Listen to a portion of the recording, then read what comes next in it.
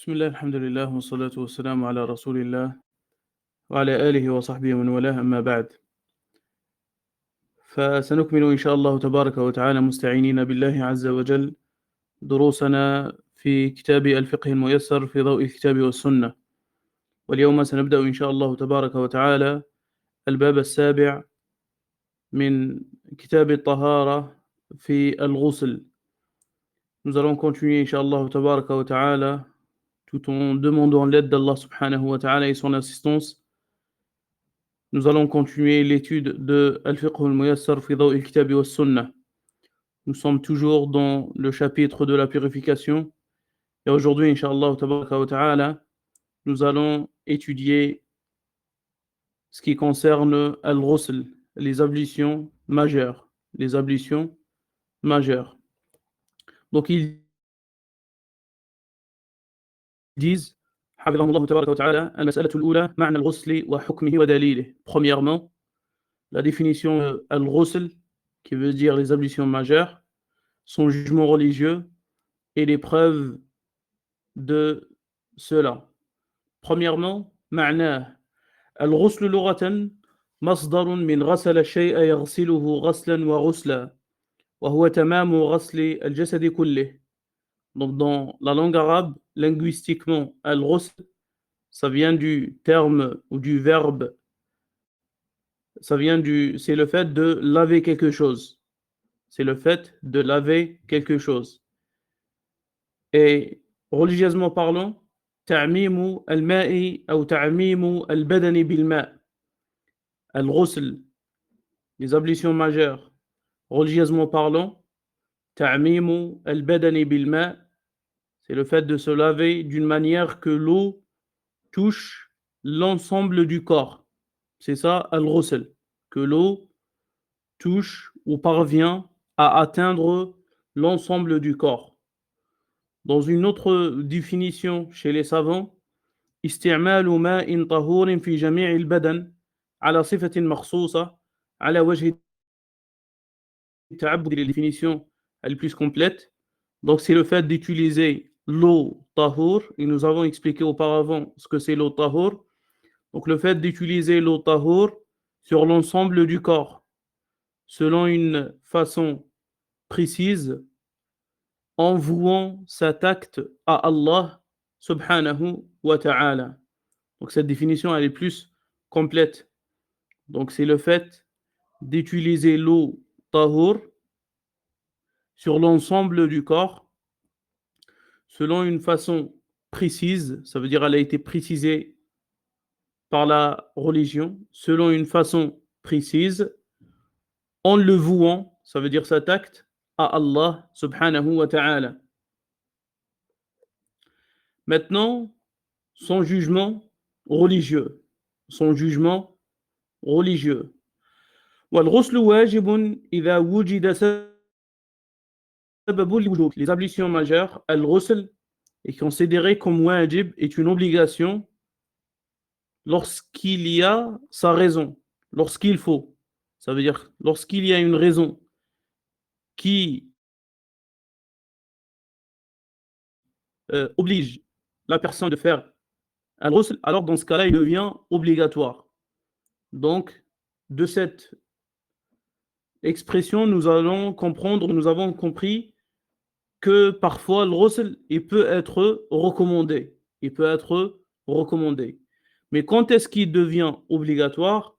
Quand il y a une raison, une cause qui le rend obligatoire. Comme Allah subhanahu wa ta'ala nous dit wa in kuntum junuban fatahharu. Et si vous êtes dans un état d'impureté majeure, alors purifiez-vous. والأحاديث التي ورد فيها كيفية الغسل عن نقل عن رسول الله صلى الله عليه وسلم دالة على وجوبه. Et les hadiths dans lesquels nous avons rapporté la description du prophète sallallahu alayhi wa sallam lorsqu'il faisait ses ablutions, comme nous allons voir, de plusieurs compagnons, donc démontrent que le ghusl est obligatoire quand il y a sa raison. Maintenant, nous allons voir mujibati. Mujibati, ça veut dire les choses ou qu'est-ce qui rend obligation al-ghusl? Et quand est-ce que le ghusl, les ablutions majeures, devient obligatoire? Quelles sont ces raisons? Nous avons dit dans le jugement, le statut religieux, hukmu, les ablutions majeures, al-ghusl, est obligatoire lorsqu'il y a ces raisons. Maintenant, nous allons voir ces raisons, ça veut dire ce qui rend obligatoire. Premièrement, khuruj al-mani min makhrajih, la sortie du sperme, la sortie du sperme de son orifice. Khuruj al-mani min makhrajih. Donc, la première des choses qui rend obligatoire les ablutions majeures, c'est le fait d'avoir du sperme. ويشترط أن يكون دفقا بلذة من ذكر أو أنثى. ويشترط أن يكون دفقا بلذة من ذكر أو أنثى. Donc le fait d'avoir le mani, le sperme, est à condition que ce liquide sort en effusion. Il sort en effusion. Que cela soit pour le mâle, pour l'homme ou pour la femme. Pourquoi on a dit à condition que cela sort, lorsqu'on dit à condition que cela, ça veut dire le mani sort en effusion, parce qu'on peut avoir du sperme lorsqu'on est dans un sommeil, comme nous allons voir dans les rêves érotiques. Donc, premièrement, le fait d'avoir du sperme, et on conditionne qu'il sort avec en effusion. Car Allah subhanahu wa ta'ala dit wa in kuntum junuban fatahharu. Et si vous êtes en état d'impureté majeure, alors purifiez-vous. ولقوله صلى الله عليه وسلم لعلي إذا فضخت الماء فاغتسل. Et le prophète sallallahu alayhi wa sallam a dit à Ali ibn Abi Talib radiyallahu anhu, lorsque tu le sperme en effusion, alors lave-toi. Donc celle-ci concerne celui qui n'est pas dans un sommeil. Maintenant, celui qui s'endort. Celui qui s'endort, on lui dit pas qu'il faut une condition, qu'il y a une condition, le fait de le faire sortir, le fait d'avoir le sperme en effusion, avec dafr ou avec ladha. Fala yushtaratu ladha. On redit, celui qui s'endort, on ne lui dit pas qu'il y a une condition, le fait d'avoir le sperme avec le plaisir, avec le fait de ressentir un plaisir et en effusion. لأن النائم قد لا يحس به. Car celui qui est dans un sommeil, il peut ne pas sentir ou ressentir cette effusion. Et le prophète sallallahu alayhi wa sallam, lorsqu'il a été interrogé, هل على المرأة غسل إذا احتلمت? La femme doit-elle faire les ablutions majeures, al-ghusl, lorsqu'elle a un ihtilam, lorsqu'elle voit un rêve érotique? Il dit le prophète sallallahu alayhi wa sallam, na'am, lorsqu'elle observe et lorsqu'elle voit, lorsqu'elle trouve du sperme, lorsqu'elle trouve du sperme, إذا رأت الماء. وهذا كله مما هو مجمع عليه. Donc, tout ce que nous avons cité, les savants sont unanimes sur ce que nous avons cité. Donc, la première raison qui oblige les ablutions majeures, خروج المني من مخرجه. خروج المني من مخرجه. Deuxièmement, تغييب حشفة الذكر كلها أو قدرها في الفرج وإن لم يحصل إنزال بلا حائل. تغييب حشفة الذكر كلها أو قدرها في الفرج وإن لم يحصل إنزال بلا حائل. Le contact entre les deux organes sexuels, donc là ils ont dit précisément hashafatu dhakar, le gland, ça veut dire le bout ou l'endroit, le fait de faire rentrer le gland dans le vagin de la femme, alors cela oblige, sans en part bien sûr, oblige les ablutions majeures, même s'il n'y a pas eu une éjaculation. Je refais, parmi les raisons qui obligent et qui nécessitent les ablutions majeures, le fait le fait de faire rentrer le gland, ça veut dire l'endroit où l'on circoncis la personne, l'homme. Donc le fait de faire rentrer le gland dans le vagin, même s'il y a un rempart, même s'il y a pas d'éjaculation. Sans un rempart, même s'il n'y a pas d'éjaculation. Car le prophète sallallahu alayhi wa sallam a dit: إذا جلس بين شعبها الأربع ومس الختان الختان وجب الغسل. Le prophète sallallahu alayhi wa sallam a dit: et s'il se met entre ces quatre membres et que le contact se fait entre les deux organes sexuels, dans ce cas-là, nous sommes où les ablutions majeures sont obligatoires. Donc on refait. Deuxièmement, faire rentrer le gland dans le vagin de la femme sans un rempart, même s'il n'y a pas d'éjaculation, cela nécessite les ablutions majeures, conformément au hadith du prophète sallallahu alayhi wa sallam que nous avons cité. Donc ils disent لكن لا يجب الغسل في هذه الحالة إلا على ابن 10 أو بنت 9 فما فوق. Donc là ils ont dit que le ghusl n'est pas obligatoire pour celui qui a, disons, ou la femme ou la fille qui a 9 ans et plus et moins. Et celle-ci est la vie, ou celui-ci c'est la vie le plus connu. Mais sinon, ça existe avec l'expérience, comme il dit sur le Taymiyyah rahimahullah, il y a des enfants qui deviennent pubères même avant l'âge de 9 ans. Donc c'est par rapport à le fait d'atteindre l'âge de la puberté. Donc ça c'est la deuxième raison qui nécessite al-ghusl, les ablutions majeures.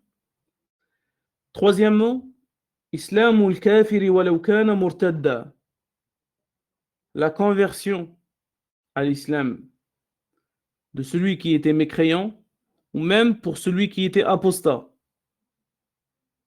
Donc selon les savants qui ont écrit ce livre, ils prennent comme avis qu'il est obligatoire pour celui qui se convertit, même pour celui qui était déjà musulman, il est sorti de l'islam, il était apostat et il veut se convertir, il est dans l'obligation de refaire les ablutions.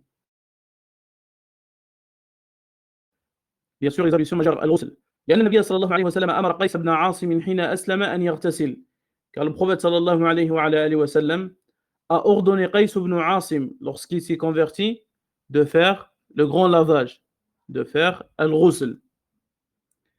Parmi les raisons qui nécessitent et qui obligent les ablutions majeures, انقطاع دم الحيض والنفاس, l'arrêt du sang des menstrues ou des lochis.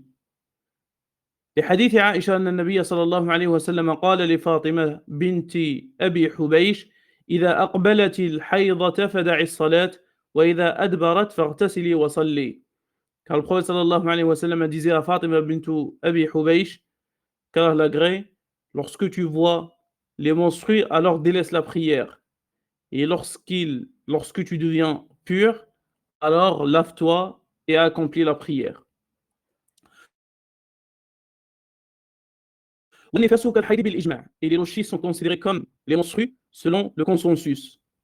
Donc, nifas, les lochis pour ceux qui ne savent pas, c'est le son après l'accouchement ou après les fausses couches.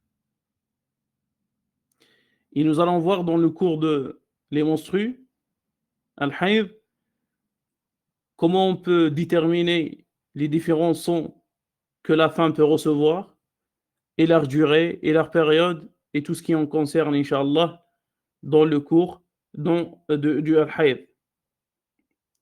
Donc on a dit parmi les raisons qui nécessitent les ablutions majeures, l'arrêt des menstrues et des lochis. Parmi les raisons qui nécessitent et qui obligent le grand lavage, il y a la mort, le décès. Car le prophète sallallahu alayhi wa sallam a dit, في حديث غسل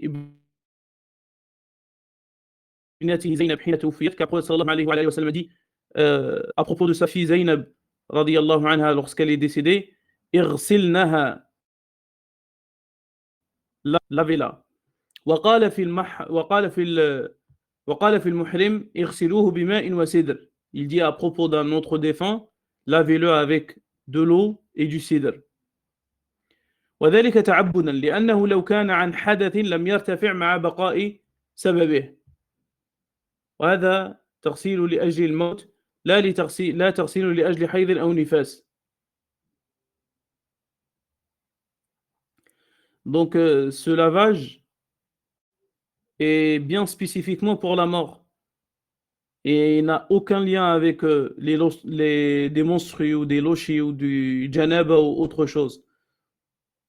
Donc ce lavage, ça veut dire le lavage mortuaire, il est bien lié à la mort. Et c'est une obligation. Et c'est une obligation, bien sûr, dans des cas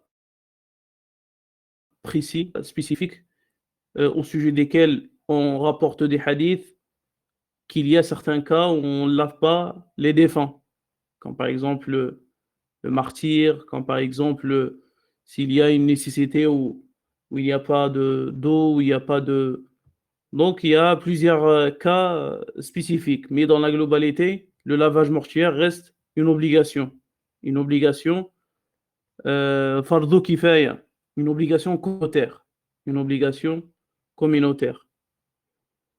Car dans les obligations, l'obligation se divise en deux. Il y a l'obligation communautaire et l'obligation individuelle. L'obligation individuelle, c'est celle qui s'applique sur chaque personne, comme par exemple le fait d'accomplir la prière. C'est une obligation individuelle, fard ayn. Et il y a une obligation communautaire. Si par exemple un groupe parmi les musulmans l'accomplit, alors le reste des musulmans qui étaient absents sont excusés. Mais si personne ne l'accomplit, alors tout le monde rendra des comptes le jour du jugement. C'est par exemple, il y a une prière mortuaire, s'il y a une prière mortuaire, et il y a un groupe qui ont prié sur le défunt. Donc ce groupe a remplacé l'ensemble des musulmans. Et ceux qui n'étaient pas là, alors ils sont excusés. Mais s'il n'y a personne qui a prié sur ce défunt, alors tout le monde rendra des comptes le jour du jugement. D'autres savants, ils ont dit, tout le monde aura des péchés. Wallahu al-musta'an. Donc, fi sifati al-ghusli wa kayfiyatih. Maintenant, nous allons voir la description du lavage, la description de al-ghusl. Donc ils disent للغسل من الجنابة كيفيتان كيفية استحباب وكيفية إجزاء. Donc le lavage mortuaire se divise en deux. Il y a deux façons. Il y a une façon recommandée. Il y a une façon, si on l'accomplit, on se décharge de cette obligation. Il y a une obligation, pardon, il y a une façon recommandée, il y a une façon, ce qu'on appelle al-ijza. Si on le fait, alors on a accompli al-ghusl. Commençons par la façon recommandée.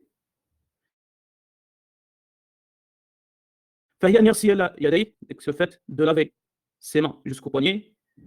Ensuite, le fait de laver son sexe et ce qui a été touché par l'impureté, les parties qui étaient touchées par l'impureté, on accomplit les ablutions mineures comme celles qu'on l'accomplit pour la prière. Et ensuite, on prend ثم يأخذ بيده ماء فيخلل به شعره. Ensuite, on prend avec notre main de l'eau et on le verse en faisant rentrer en faisant rentrer les doigts à travers nos cheveux, مدخلا أصابعه في أصول شعره حتى يروي بشرته ثم يحثو على رأسه 3 حثيات. Et ensuite on prend avec nos poignets de l'eau et on le verse 3 fois, la première, la deuxième et la troisième. Et ensuite on verse l'eau sur l'ensemble du corps. Et celle-ci, cette façon a été rapportée d'après Aïcha radiyallahu anha wa arda. On la répète, donc on lave nos mains 3 fois. Ensuite, on lave nos parties intimes et ce que l'impureté a touché, c'est par exemple il y a l'impureté a touché les cuisses ou autre chose semblable, alors on la lave. Et ensuite, on accomplit les ablutions mineures. On prend l'eau avec notre main et on le fait rentrer, on le fait pénétrer en le faisant avec nos doigts. Et ensuite, on prend les 2 mains jointes et on verse 3 fois sur notre tête. Et ensuite, on verse l'eau sur l'ensemble du corps. Bien sûr, avec l'intention. Toujours avec l'intention. Donc celle-ci est la façon recommandée. Maintenant, la façon obligatoire. Si tu le fais, كيفية الإجزاء, ça veut dire quoi l'ijza? هي التي تشمل كل ما يجب فقط. Ça veut dire c'est une façon où on fait que les actes obligatoires. Que ce qui est obligé de le faire, on le fait. Contrairement à la façon recommandée. Donc nous allons voir كيفية الإجزاء, la façon obligatoire. أن يعم بدنه بالماء ابتداء مع النية لحديث ميمونة. Donc c'est le fait de verser l'eau sur l'ensemble du corps avec l'intention. Donc celle-ci est une façon obligatoire. Si tu le fais, alors tu es considéré comme quelqu'un, ou tu es considéré comme quelqu'un qui a fait ses ablutions majeures.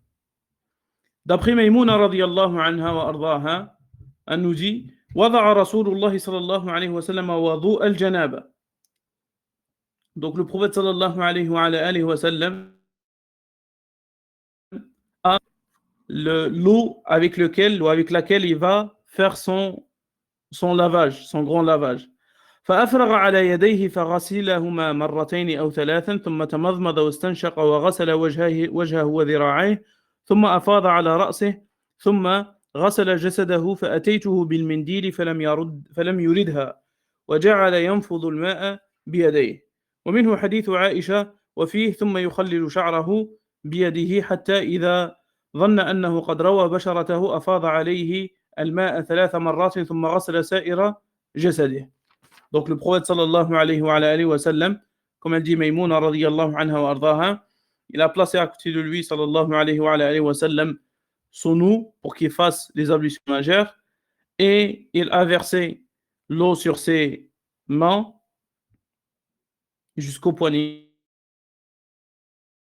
Et elle dit radiyallahu anha, il les a lavés 2 ou 3 fois. Il a rincé sallallahu alayhi wa sallam sa bouche et il a expiré et inspiré l'eau avec ses narines, sallallahu alayhi wa sallam. Il a lavé son visage et ses bras, et ensuite il a versé l'eau sur sa tête, sallallahu alayhi wa sallam, et ensuite il a lavé son corps, sallallahu alayhi wa sallam. Et il y a la même façon qui a été rapportée par Aïcha radiyallahu anha wa ardaha, et celle-ci elle en rajoute, et il faisait, sallallahu alayhi wa sallam, à rentrer ses doigts à travers ses cheveux, sallallahu alayhi wa alihi wa sallam. Donc ils disent ولا يجب على المرأة نقض شعرها في غسل الجنابة. La femme, elle n'est pas dans l'obligation de détresser ses tresses, de défaire ses tresses. La femme, elle n'est pas dans l'obligation de défaire ses tresses dans le lavage du janaba, l'impureté majeure. La femme, elle n'est pas dans l'obligation de défaire ses tresses si elle fait le lavage du janaba. Là, on ne parle pas du lavage des menstrues ou des lochis. Mais elle est dans l'obligation de le faire, ça veut dire défaire ses tresses, lorsqu'elle fait un lavage suite à des menstrues. لحديث سلمة رضي الله عنها قالت قلت يا رسول الله إني امرأة أشد ضفر رأسي أفأنقضه لغسل الجنابة قال لا إنما يكفيك أن تحثي على رأسك 3 حثيات ثم تفيضين عليك الماء فتطهرين. D'après Salama radiyallahu anha wa ardaha dit, j'ai dit au messager d'Allah sallallahu alayhi wa sallam, je suis une femme qui fait des tresses. Suis-je dans l'obligation de les défaire lorsque j'accomplis suite à une janaba? Il dit le prophète sallallahu alayhi wa sallam, non, il te suffit plutôt de verser sur ta tête 3 fois l'eau et ensuite tu laves l'ensemble de ton corps et ainsi tu deviens pur. Donc regardez, le prophète sallallahu alayhi wa sallam, il lui a indiqué la façon obligatoire. Il lui a dit, il te suffit, bien sûr on parle bien d'impureté majeure, il lui a dit, il te suffit que tu verses 3 fois l'eau sur ta tête et par la suite tu verses l'eau sur ton corps, sur l'ensemble du corps, ainsi tu deviens pur. Donc maintenant nous allons voir al-mas'alatu al-thalitha, troisième question. Al-arsal mustahabba. Il y a des obligations, des lavages qui sont obligatoires. Maintenant nous allons voir les lavages, les différentes formes du lavage recommandées. Premièrement, al-irtisalu 'inda kulli jima'. Le fait de se laver, le grand lavage pour chaque rapport. Pour chaque rapport. Ou avant chaque rapport.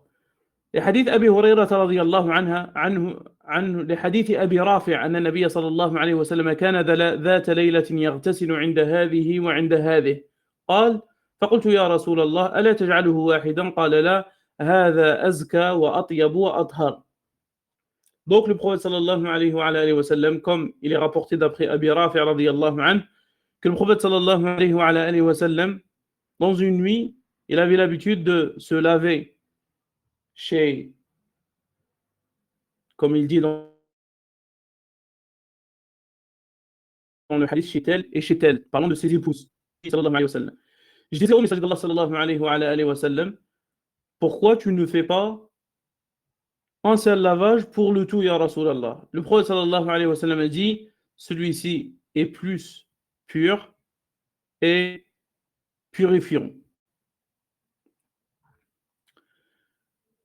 Deuxièmement, parmi les lavages recommandés, il y a le lavage pour le vendredi. Car le prophète sallallahu alayhi wa sallam a dit, lorsque l'un d'entre vous vient accomplir al-Jumu'ah, qu'il fasse son lavage. Il a été dit que celui-ci est obligatoire, ce lavage. Comme il dit Cheikh Al-Uthaymin et d'autres. Et là, ils l'ont cité avec les différentes formes du lavage recommandées. Et sachez que l'obligation concerne celui qui va y aller à la mosquée. Donc, ils disent qu'il est obligatoire. L'obligation concerne seulement celui ou celle qui va à la mosquée. Si par exemple, on a quelqu'un qui est en voyage, il n'est pas dans l'obligation de faire le ghusl pour le Jumu'ah. Ou la femme qui va prier chez elle, elle n'est pas dans l'obligation de faire le ghusl le Jumu'ah. Parlons de la vie où d'autres savants disent que c'était une obligation. Troisièmement, al-irtisal lil-eidain, le lavage pour les deux fêtes. Quatrièmement, al-irtisal lorsqu'on rentre dans un état de sacralisation pour accomplir une umrah ou un hajj. Car le prophète sallallahu alayhi wa sallam a fait son lavage, sallallahu alayhi wa sallam, son grand lavage, avant qu'il rentre dans un état de sacralisation. Donc ça reste un acte recommandé. Cinquièmement, le fait de se laver après avoir lavé un mort, après avoir accompli le lavage mortuaire. Donc c'est un lavage recommandé. Car le prophète sallallahu alayhi wa sallam a dit Man ghassala maytan falyaghtasil, celui qui a lavé un mort, alors qu'il fasse ses ablutions. Et on a dit dans le cours des ablutions mineures, al-wudu, que ce hadith a été abrogé par un autre hadith dans lequel le prophète sallallahu alayhi wa sallam dit Inna mayyitakum laysa binajis. Certes, votre défunt n'est pas impur, n'est pas impur. Maintenant, la quatrième question, ici la dernière. الأحكام المترتبة على من وجب عليه الغسل. الأحكام المترتبة على من وجب عليه الغسل. Les choses, ou plutôt les jugements religieux, celui qui est dans l'obligation d'accomplir un ghusl. Il y a des jugements, il y a des choses qui sont liées sur celui qui doit faire ses ablutions. Premièrement, لا يجوز له المكث في المسجد إلا عابر سبيل لقوله تعالى ولا جنبا إلا عابري سبيل حتى تغتسلوا. Donc, il n'est pas permis pour celui qui est en état d'impureté majeure d'y rester à la mosquée, sauf pour celui qui est en passage. Donc là, on parle pour toute personne dont le lavage il est obligatoire. Donc, si il est en état d'impureté majeure, alors il n'est pas permis pour lui de rester à la mosquée, sauf une personne qui est en passage. Allah subhanahu wa ta'ala, sauf si vous êtes en voyage, en passage, jusqu'à ce que vous faites vos ablutions.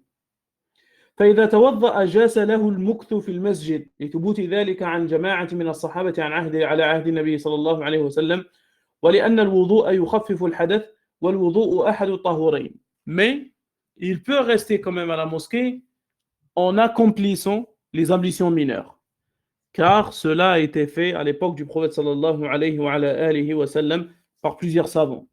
Et les savants ont dit, par plusieurs compagnons, pardon, et les savants ont dit que les ablutions mineures allègent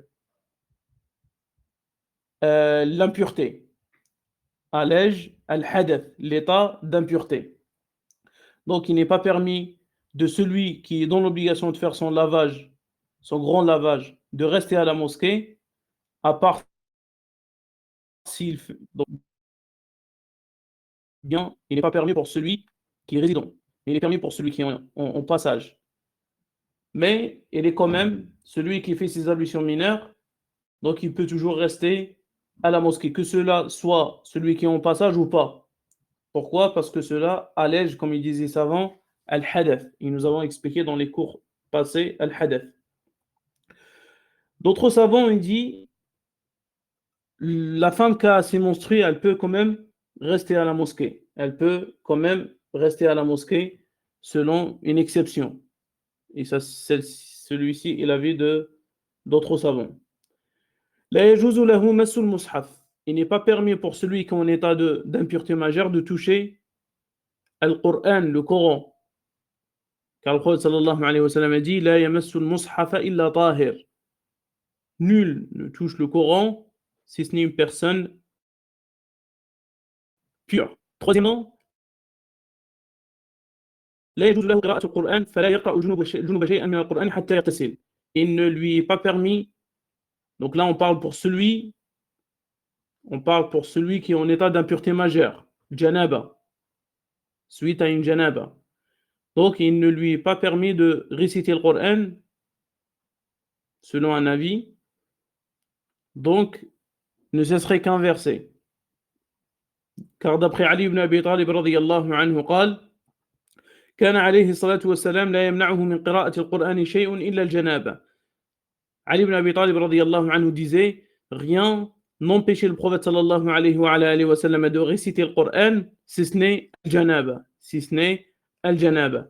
ولأنه في منعه من القراءة حثا على المبادرة بالاغتسال. Il y a une sagesse, le prophète sallallahu alayhi wa sallam incite celui qui est en état d'impureté de précipiter au lavage. ويحرم, donc on a dit, et d'autres savants ils ont dit qu'il est permis de réciter le Coran sans toucher al-mushaf. Par exemple, si quelqu'un il est en état de janaba, il peut réciter, comme ils disent d'autres savants, il peut réciter sans qu'il touche le al-mushaf. ويحرم عليه الصلاة. Il lui devient haram d'accomplir la prière, de faire le tawaf, comme nous avons expliqué dans le cours des ablutions mineures. Sur ce, on s'arrête, Inch'Allah, tabaraka wa ta'ala, et la prochaine fois, nous allons commencer la question numéro 8 qui concernera les ablutions sèches. هذا والله أعلم. سبحانك اللهم وبحمدك أشهد أن لا إله إلا أنت أستغفرك وأتوب إليك. السلام عليكم ورحمة الله وبركاته.